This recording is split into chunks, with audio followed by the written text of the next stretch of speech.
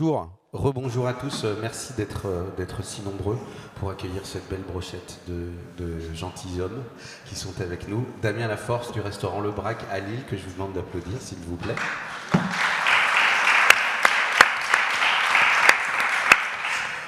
Jean-Baptiste Coquelard, espèce protégée, c'est écrit dessus, mais surtout cueilleur sauvage, je vous demande de l'applaudir aussi. Et Émile Rossignol, qui est le fondateur d'Entraide Union, et on va tout de suite en parler et découvrir ce que c'est. Je vous demande de l'applaudir à son tour.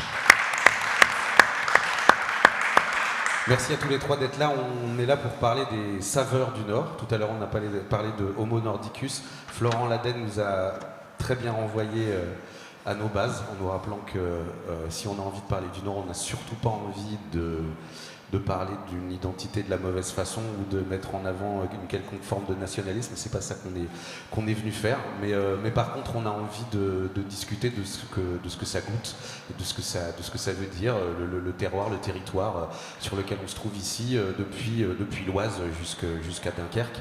Et vous êtes là tous les trois parce que c'est présent dans ta cuisine, Damien, parce que c'est grâce aux producteurs que tu mets en réseau que c'est possible, et puis parce qu'il y a cet individu-là qui va nous faire, toi JB, qui nous fait goûter des choses qu'on ne savait même pas qu'on pouvait goûter en allant ramasser partout et dans tous les sens. On commence par toi parce que c'est toi qui as la source de la plante. Je vais tout de suite te déstabiliser parce que je suis très heureux d'être invité à une table ronde qui est carrée. On va dire rectangulaire, angulaire. Non mais blague à part. Mais c'est vrai que le Nord recense au niveau sauvage, au niveau sourcing, parce que le sourcing c'est un terme qui est fondamental parce que tout vient du sauvage. On a domestiqué le sauvage. Et le sourcing, on a tout. On a du cep. Mais je ne dis pas du cep de Bordeaux, on dit du cep du Cambrésis, du cep de Thiérache, du cep de Marchienne. On a des belles essences, on a un patrimoine inavoué. On n'ose pas parce qu'on a beaucoup de pudeur dans le Nord, parce que les nordistes, les Hauts-François, parce qu'on parle du Hauts-de-France, quand on dit du Nord, on parle des Hauts-de-France. Et c'est vrai qu'on a un patrimoine, on est pudique, on n'attire pas les gens parce que on est pudique, mais il faut venir dans les Hauts-de-France. Il faut venir parce qu'on a tout. Et au niveau essence, sens, tous les sens en éveil dans les Hauts-de-France. C'est pour ça que j'y suis et que j'y resterai. Je vais te poser une question. Je sais, elle est impossible, mais si tu devais cueillir une chose, une seule, oui, dans les Hauts-de-France, je l'ai fait. On l'a fait il y a 1 mois et demi. Merci. On n'a pas préparé l'émission. Mais il y a 2 mois, on a cueilli des morilles. Des morilles. On a fait en plus un triplé. On a fait morille, morillon, verpe, conique. C'est-à-dire 3 exemplaires de la même famille. On était en tirage sur mes terres, mes nouvelles terres familiales, en tirage, le moulin 1841 Gîtes de France. Ah oui, je ne fais pas que de la pharmacie, parce que tout le monde a son pharmacien. Mais par contre, qu'est-ce qui se passe, monsieur Florent Laden? Je ne peux pas faire de pub pour mon gîte. Et toi, tu ne peux pas faire de pub pour ton birbuc? Un Béthune aussi. Qu'est-ce que j'ai fait, moi? Mon ventre, le birbuc. Et non, mais pour vous dire qu'on a cueilli nos premières morilles, j'ai attendu quelques décennies pour cueillir mes premières morilles. Rien. Et on était à 2. Je vous assure que c'est vrai. J'appelle Damien. Il dit, Damien, je les laisse pousser. Elles sont pour toi. Il me dit, tu rigoles ou quoi? C'est une blague. Vous m'entendez? Ah, ça va mieux. Je vois que monsieur, il est en train de... Ça va? Vous m'entendez? Non, je fais attention à tout le monde. Hein. Côté officinal. Et je veux dire, et il me dit, mais je viens demain. Il est venu, bien sûr, avec Marcel, et on a pleuré, parce qu'on a trouvé nos premières morilles. Et c'est un Graal. La morille ne s'élève pas. Elle se mérite. C'est une quête. Des fois, tu mets des décennies pour la trouver. Le cep est un peu plus commun. Un peu plus... mais la morille, et peut-être que l'année prochaine, on ne trouvera pas au même endroit. On a mis, par contre, Damien, merci pour ça, on a mis des trucs pour repérer pour l'année prochaine. Pour savoir elles vont rousser. Le fameux coin. C'était vraiment un hasard de tomber dessus. On a failli l'écraser, dans un chemin. Non mais c'était à la Neuville-les-Deux-Rangs, donc en tirage, bref, peu importe. Mais pour vous dire qu'on a un terroir dans le Nord. Mais il y en a, on a même mon ami Lionel Persine, qui est champion du monde de Genève, que je vous invite à aller découvrir et à découvrir ses produits. Il a des truffes. Ben oui, parce que des truffes à Saint-Omer, vous allez me dire, des truffes. Mais oui, il y a le réchauffement climatique, il y a la remontée des espèces, des essences. Il ne faut pas faire des milliers de kilomètres pour aller explorer. C'est ce que font nos chefs de cuisine qui se disent locavores. J'aime pas le terme locavore, mais qui se disent circuit court. C'est peut-être plus mieux parce qu'on va aller chercher les petits artisans qui sont... On va aussi explorer les espaces naturels sauvages, accessibles, disponibles. Il faut se réapproprier son espace naturel sauvage. Alors, le sauvage, c'est une chose, mais puisque tu parles des circuits courts, Émile, tu étais là et on doit quand même un tout petit peu expliquer en trait d'union. C'est une belle passe qu'il vient de faire. On peut expliquer quand même expliquer brièvement en trait d'union ce que c'est et comment ça fonctionne. Une belle passe, maintenant il faut être décisif.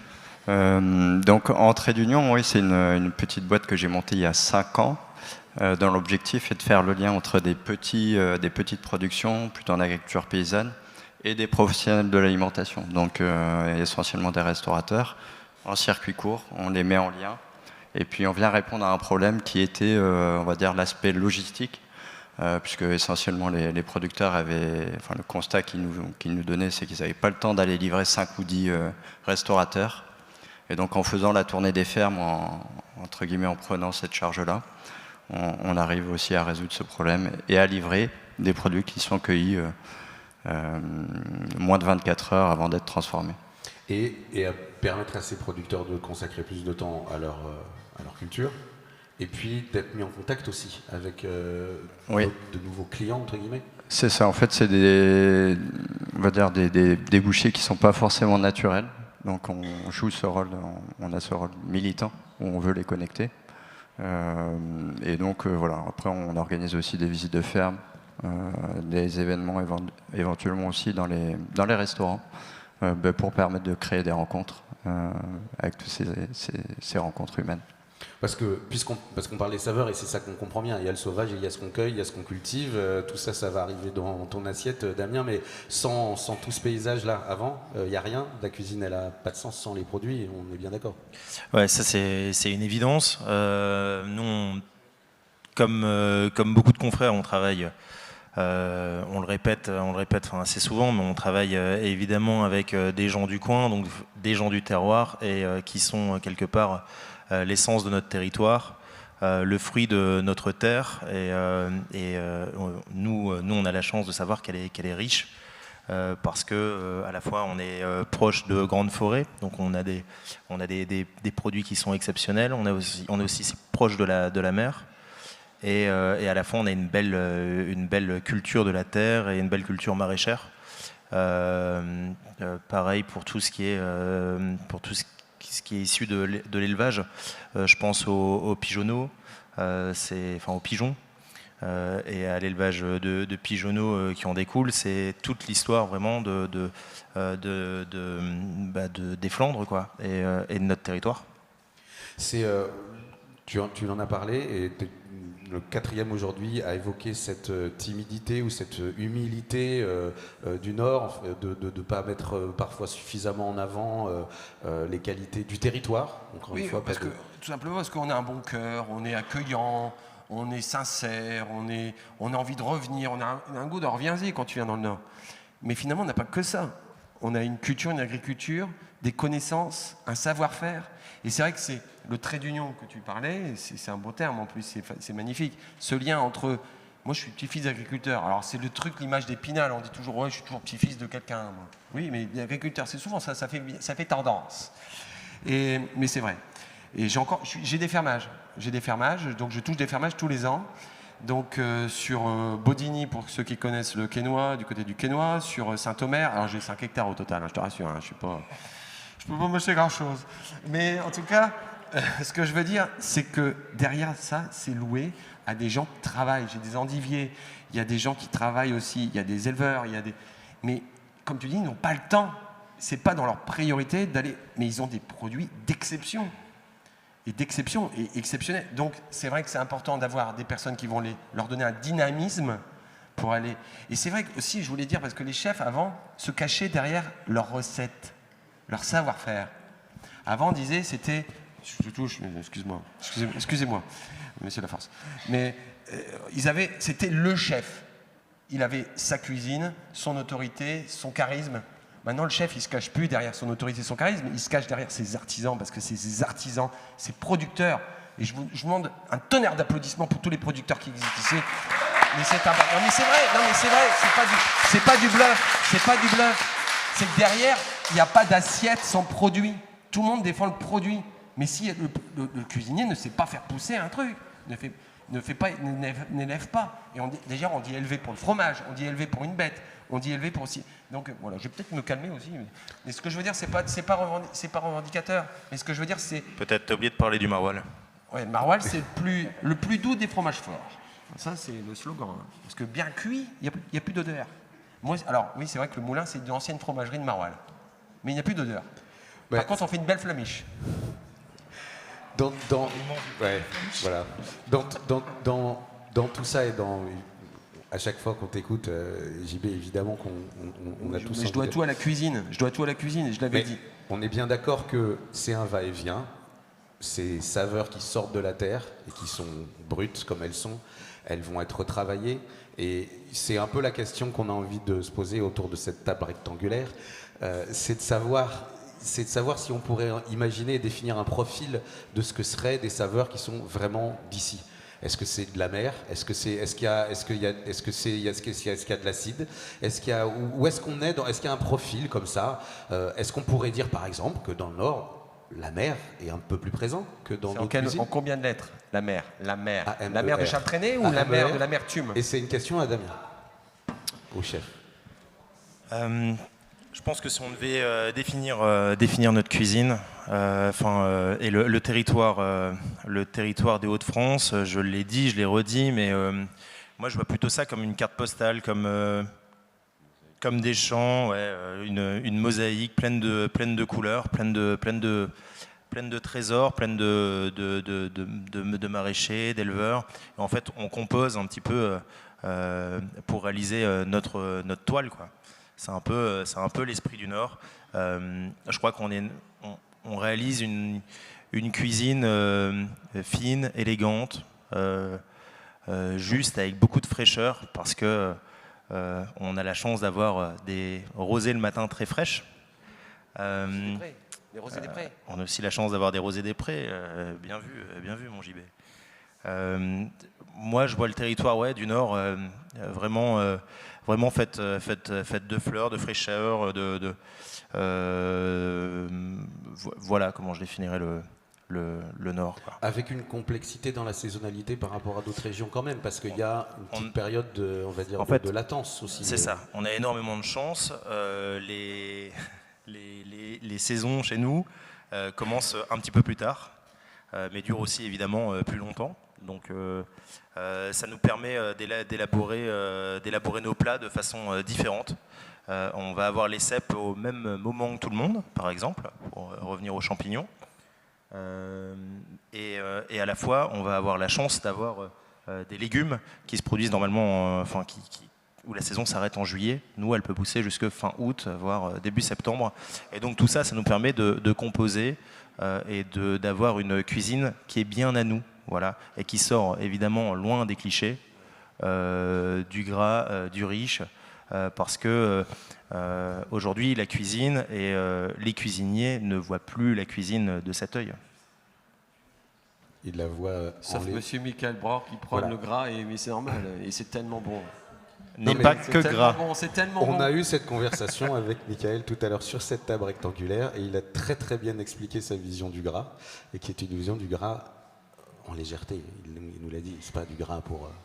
Après, on était quand même bien d'accord avec lui pour dire que la cuisine au beurre, c'est bon. Moi, il me faut du beurre. Bon, ben voilà. Désolé, mais il faut du beurre. C'est essentiel. JB t'a fait applaudir les producteurs et c'était vraiment merveilleux. Et du coup, je veux bien qu'on revienne avec Émile sur ça et sur la richesse des producteurs qu'il y a ici. Comment ça se passe de ton point de vue d'aller les trouver? Est-ce que c'est eux qui viennent te chercher? Est-ce que c'est... évidemment, tu réponds à un besoin. On en a parlé parce que Florent Laden, il fait pareil en essayant de repenser la logistique un petit peu à la façon... Allez, c'est d'une autre manière, mais pour les libérer de ces contraintes de livraison. Est-ce que c'est eux qui viennent te chercher? Est-ce que c'est dur de les trouver? Est-ce qu'ils sont pris dans d'autres habitudes et qu'ils doivent changer leur façon de travailler pour pouvoir fonctionner avec toi? Comment ça se passe? Beaucoup de questions à la fois. Ouais. pardon. Ouais. Bah, du coup, par rapport au thème là qu'on aborde aujourd'hui, moi je ne suis pas du Nord. Donc globalement, quand j'ai démarré le projet, je n'avais pas un réseau de producteurs très connu. Donc il a fallu que j'aille à la rencontre. Et j'avais la chance déjà de consommer, on va dire, de manière directe avec des producteurs, soit au marché, soit via une autre initiative à Lille qui s'appelle lecourtcircuit.fr, qui était là l'année dernière. Et donc, bon, voilà, au fur et à mesure, on a rencontré les premiers producteurs comme ça. Et puis, depuis quelques années, du coup, il y a aussi le bouche à oreille qui joue, où on peut rencontrer d'autres producteurs. Et ça se passe plutôt bien. On a fait une petite mesure d'impact récemment. Et on a 90% des producteurs avec qui on bosse qui veulent développer encore plus leur activité avec Entrée d'Union. Ça veut dire aujourd'hui combien de producteurs dans le réseau environ? On a une trentaine de producteurs sur l'année, sachant qu'il y a des producteurs pour les asperges qui se terminent actuellement, qui vont travailler 2 mois avec nous. Et voilà, il y a un roulement. Mais, je veux dire, il y a un renouveau. Moi, j'ai mon beau-fils qui est Anchin. Je ne sais pas si vous connaissez l'Institut d'Anchin, l'Institut agricole. Il est en première, mais il se destine à l'agriculture. Il y a végétal ou animal. Mais il y a un renouveau. Il faut voir la dimension, le dynamisme qu'il y a dans les écoles d'agriculture. C'est incroyable. Donc on a un avenir. Ils sont modernes. On n'est plus le vieil agriculteur avec le béret qui a un patois à écorcher les oreilles. On est moderne. On est moderne dans le Nord. Mais ça, on s'en fiche pas mal tant qu'ils produisent des bons produits. Oui, mais ils sont ouverts à la modernité, justement, à ce que tu fais, à travailler avec des chefs. Ils sont ouverts. Ils ont des idées de génie. Et on va peut-être revenir à quoi? À des légumes oubliés. C'est une tendance un peu factuelle comme ça. Mais des légumes oubliés. On a la laitue de Lille. Qu'est-ce qu'il connaît, la laitue de Lille? La laitue lilloise. Qu'est-ce qu'il connaît? Qu'est-ce qu'il en fait avec les... il y a la laitue lilloise. Voilà, donc on a des bons produits. Les haricots de Soissons, c'est une évidence. Mais on reviendra. Et c'est peut-être cette jeunesse-là, le renouveau. J'espère que tu auras ça dans ton portefeuille, parce que c'est important d'avoir dans tes connexions, d'avoir une jeunesse dynamique qui ne parte pas faire des centaines d'hectares aux États-Unis. Émile, tu confirmes qu'il y a des jeunes agriculteurs? Oui, carrément. Par contre, ce qui est vrai aussi, c'est que ça reste compliqué pour eux, surtout les primo-accédants qui n'avaient pas de terre à la base. Ça reste compliqué économiquement. Donc il faut vraiment les soutenir. Il y a aussi un dynamisme des cuisiniers et des chefs qui sont de plus en plus nombreux à vouloir travailler ces produits-là. Et pas que des gens qui viennent, disons, d'écoles hôtelières, mais aussi des gens qui sont en reconversion, donc qui avaient un autre background et qui disent moi, si j'ouvre quelque chose, c'est forcément avec des produits locaux, de qualité, etc. Ok, en 2023, ça paraît presque une évidence. Damien, je ne vais pas te demander si tu travailles avec des produits locaux, c'est même pas une question.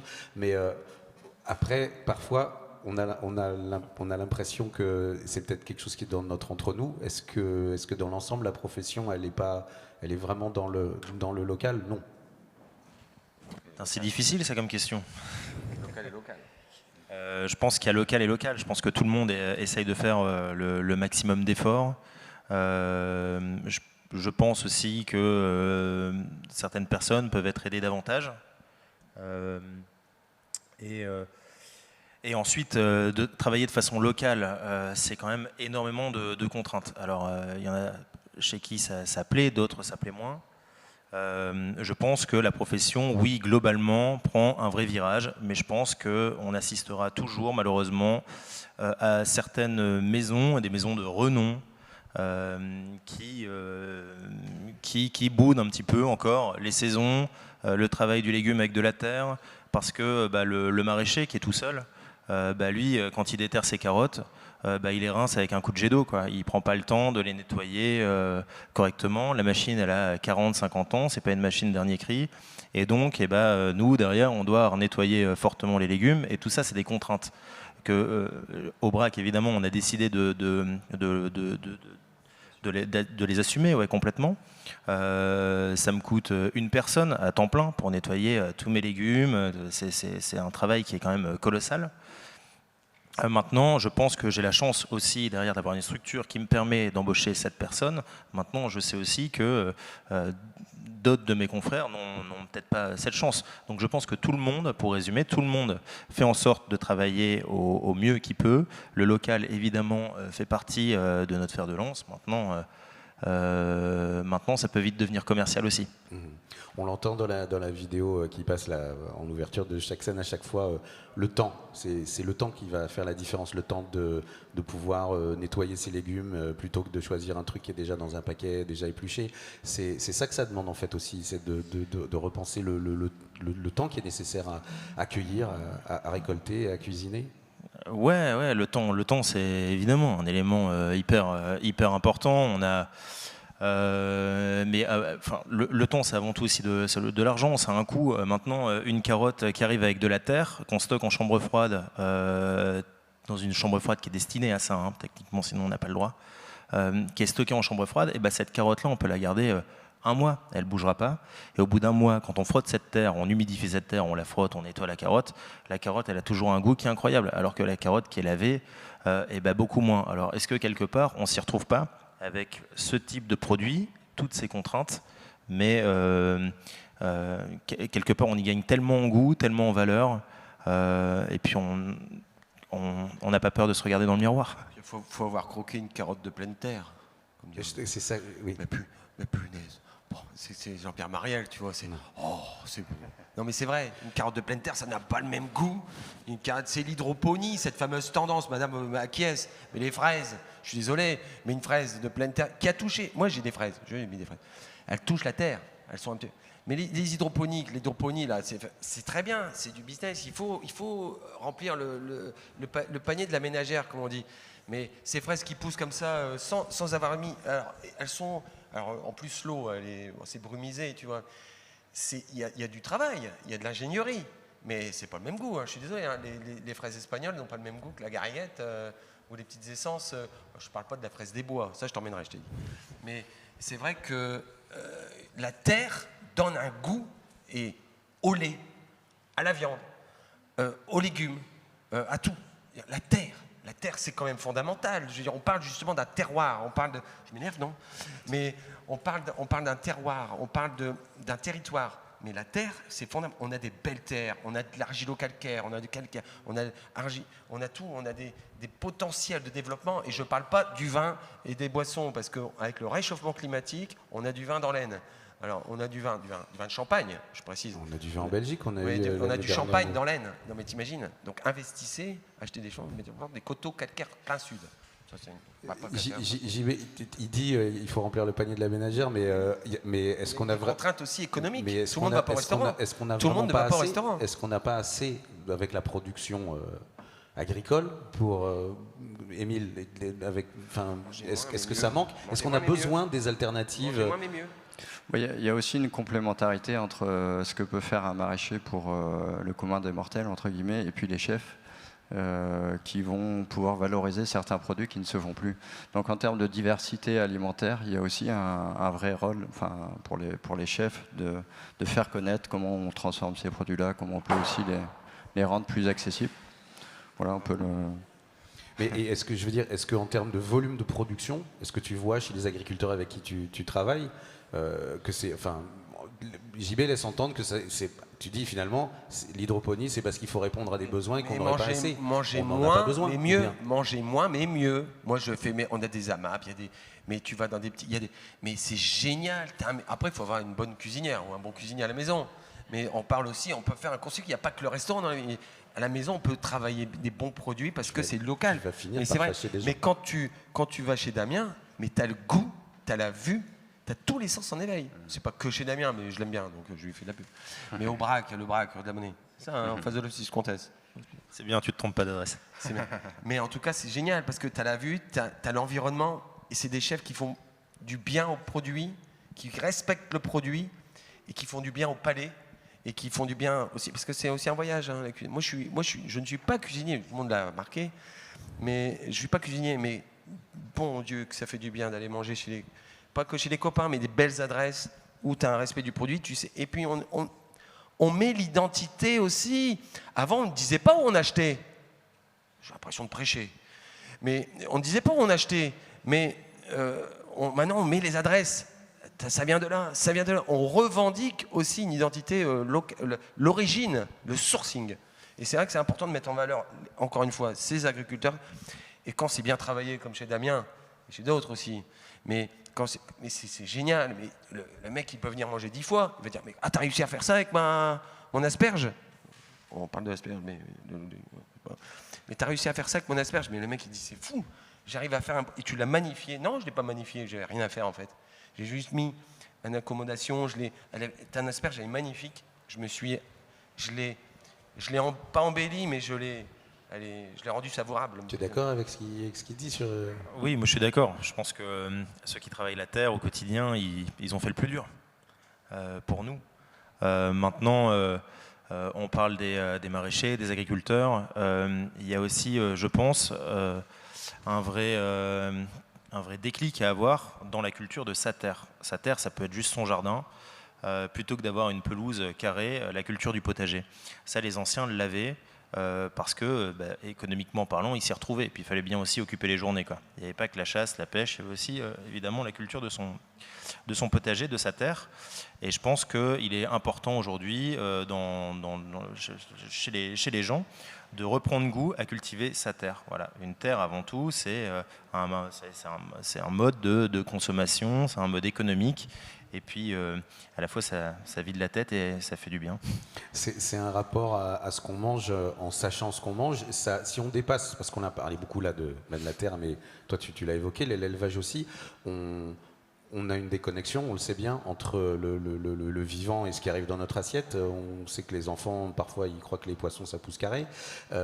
C'est aussi ça, d'avoir, de reconnecter... cultiver son jardin, c'est aussi savoir d'où ça vient, ce qui nous arrive dans la bouche. Ouais, le lien avec la nature, avec le vivant, qu'importe la forme du vivant, ça se passe dehors. Voilà, ça se passe pas à l'intérieur, ça se passe pas dans un supermarché. Le vivant, il se déclenche jeune. La prise de conscience, elle doit être faite jeune. C'est nos enfants qu'on doit amener dehors. C'est chez nos enfants qu'il faut déclencher les consciences, quoi. Et la prise de conscience de prendre soin de notre environnement et donc du vivant, quoi. Le vivant, ça peut être avoir les mains dans la terre, bêcher le jardin, tomber sur des vers de terre, se demander ce que c'est, parce que gamin, on s'est tous posé la question. C'est se demander ce qu'on peut faire avec ces vers de terre. Alors on peut aller à la pêche, on peut faire plein de choses, on peut attraper des oiseaux, bon ça c'est pas très légal, on peut les donner à manger aux poules, mais il y a tellement de choses à faire. Je veux dire, juste le pas d'aller dans le jardin, de retourner cette terre, de la cultiver. À la base, on était peut-être juste parti pour mettre des plants de salade, des semis de petits pois, des semis de haricots, et puis connaître cette saisonnalité aussi pour avoir des repères. Parce que même si on n'est pas tous capables, évidemment, et encore heureux quelque part, d'être autosuffisants en fruits et légumes, le fait de se reconnecter à notre terre, c'est aussi se connecter à nos saisons, à notre territoire et mieux consommer. Voilà. Et je relis, je te coupe, mais c'est vrai que c'est fuyer les centres commerciaux bondés mais déshumanisés et reconquérir son espace naturel sauvage accessible. Ici au Touquet, il y a une forêt communale. Allez promener en forêt. Je ne dis pas d'aller cueillir, mais respirer le vrai terre, le vrai, et après aller au marché, aller voir les producteurs. Mais les centres commerciaux qui sont nauséabonds pour nos villes, qui déstructurent. Il n'y a pas d'histoire dans un centre commercial. Il n'y a pas d'histoire. C'est une histoire économique récente. C'est pas attirant. Tu veux pénétrer dans une ville, tu passes par des centres commerciaux, des affichettes partout, des grands box. Il n'y a rien. On t'imagine mal dans un centre commercial. Je fais pas des courses. Mais c'est ce que tu fais, d'emmener les gens, de retrouver, de redécouvrir. Après, il y a quand même un élément aussi dans ça, il ne faut pas l'oublier, tu le dis toujours, c'est qu'il faut apprendre, il faut comprendre. Il ne suffit pas de faire n'importe quoi. Ah, ça, c'est juste. Il faut comprendre avant d'apprendre. C'est comme les poèmes qu'on nous rassassait, il fallait faire de la poésie. T'en prenais par cœur. Personne n'a jamais compris un seul vers, sauf tes vers de terre. Mais n'a jamais compris un seul vers. Mais t'as peur, tu te dis. Mais comprendre les vers, c'est-à-dire comprendre ce que veut raconter le poète. Mais c'est partout pareil. Quand on va en forêt, quand on va voir un champignon, c'est quoi un champignon? C'est pas un végétal, bon sang de bonsoir, c'est pas un légume.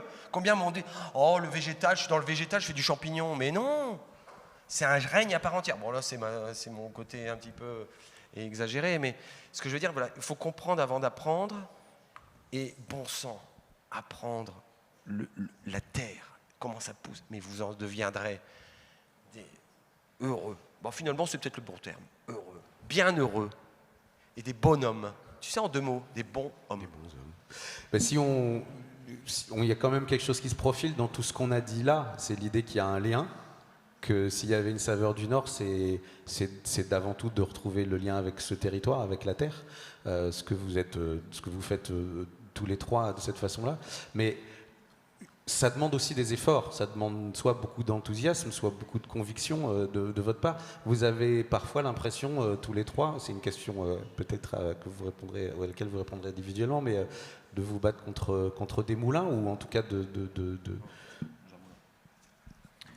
Non, j'ai vraiment pas l'impression de me battre. J'ai l'impression de faire ce qui est juste, comme on l'a appris, comme on me l'a inculpé. Et voilà, pour moi, tout est tellement simple, tout est tellement évident. J'ai la chance d'avoir c'est tous ces gens qui m'entourent, qui font part du vivant et de mon territoire. Donc, honnêtement, j'y vois beaucoup de plaisir, beaucoup de satisfaction. Beaucoup de passion, ça déclenche beaucoup de choses, même chez mes équipes aussi. C'est une histoire que j'espère pouvoir faire se répéter. Et je ne me vois pas travailler autrement. Donc en fait, non, je ne me vois pas pousser la porte de métro, par exemple, pour ne citer que, mais comme plein d'autres, et faire mes courses. Je suis peut-être un peu extrémiste, mais pour moi, c'est le bon combat et c'est la bonne façon de voir les choses. Et j'en changerai pour rien au monde. On parle de nos maraîchers, mais les terres maraîchères, il y a plein de choses qui s'y passent. Et il y a plein de denrées autres que les légumes qui sont durables et vertueuses. Je vais être court pour une fois. C'est que moi, j'adore raconter des histoires naturelles. Et c'est vrai que ces histoires naturelles, grâce à des chefs, grâce à toi aussi qui met en avant, pour moi, elles sont perpétuées. On perpétue ces histoires, on les raconte après. On raconte des histoires, des instantanéités de vie, des rencontres, des cueillettes. C'est une chasse au trésor, une cueillette aujourd'hui. Mais grâce à des chefs comme ça, moi, je suis bluffé. Je suis complètement bluffé de ce qu'il arrive à faire, parce qu'il a un talent, il y a une culture, il y a des belles écoles, il y a une belle culture cuisine, il y a une belle aussi histoire familiale aussi, on le sait. Mais c'est vrai que grâce à des chefs comme Damien, c'est du bonheur en barre et tu as envie de continuer. J'ai envie d'apprendre, de comprendre aussi, et ce que je disais tout à l'heure. Et puis grâce à toi aussi qui fait le lien essentiel, parce qu'il y a beaucoup encore de pudeur avec je ne parle pas à ta place, mais... mais grâce à toi, tu mets en avant des talents qui méritent d'être reconnus, connus, et bravo pour ce que tu fais aussi. Bravo. C'est sympa. Et du coup, Émile, pardon, et je repose un peu la question, et je la formule autrement, mais est-ce que c'est pas aussi ce que tu fais, c'est aussi remonter le courant? Enfin, il y a quand même beaucoup de forces contraires. On t'a évoqué le nom d'une grande enseigne de distribution. Ils ont des forces commerciales et que tu n'as pas. C'est parfois un peu dur. Ouais. Il faut être militant, ça c'est sûr. Il faut avoir envie. Après, on le fait parce que, comme disait Damien, on pense que c'est juste. Donc, petit à petit, on espère que d'autres initiatives, d'autres producteurs vont être aidés encore plus. Voilà. Donc, il faut les soutenir. C'est juste ça le message. Et je l'ajoute en forme de question, et puis parce que tu disais apprendre, mais donc il faut éduquer aussi. C'est votre travail à tous les trois? J'ai une petite anecdote par rapport à ça. Quand j'ai démarré le projet, je suis allé chez Daris, qui est bien connu. Et Daris de la Note, le monde des 1000 couleurs. Et il m'a fait bosser une journée pour voir son quotidien aussi. Et donc j'ai épluché, on a équeuté les choux de Bruxelles. Et effectivement, c'était un beau travail. Je n'aimais pas les choux de Bruxelles avant. Je peux vous assurer qu'après, ma vision des choses a bien changé. J'adore ça maintenant. Ah ben voilà. Et ça se sent.